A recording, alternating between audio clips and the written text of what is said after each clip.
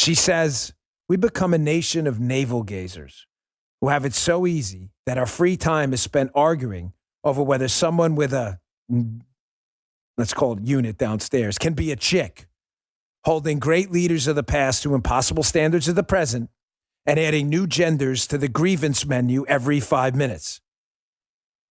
She goes on. She says, our government's propped up the most Dunning-Kruger infected experts the world has ever known.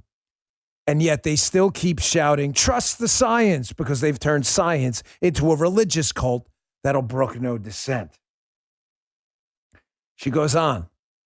The feminists in this country care more about protesting an imaginary wage gap while wearing knitted, say, pink caps, while women around the globe are still stoned to death for daring to be seen in public with a man or raped to death for not covering our body enough.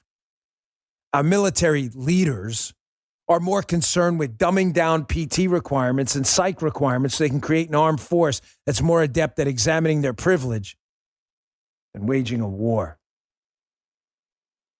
She goes on.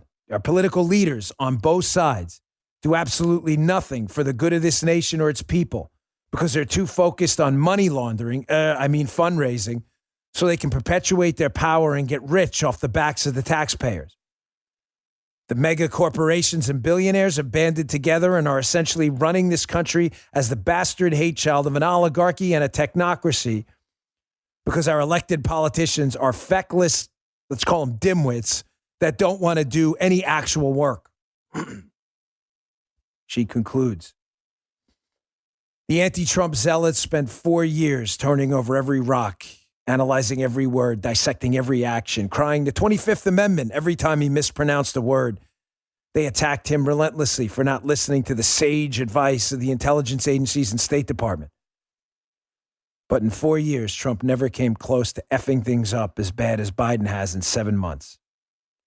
I never in my life thought I'd be so deeply ashamed of this country, but here I am. Angry, ashamed, and wondering if we'll come out of this on the other side. I hope we do. Let that one stew a minute. The feminists, the military leaders, the political leaders, the mega corporations, the billionaires, the anti-Trump zealots. They're the programmed idiots Bezmenov was talking about. Programmed idiots. Completely oblivious to information, facts, data, logic, reason. It doesn't matter. As Bezmenov says, if you slap them in the face with pictures of concentration camps, they'll ignore you and pretend it isn't happening. There is no amount of evidence. Now, you may be saying after that depressing thread and that depressing opening, us being led by idiots and followed by idiot sheep. Well, folks, we got here and we can get out of this too. If it took 20 years to screw this up, it's probably closer to 50. It may take half the time to fix it.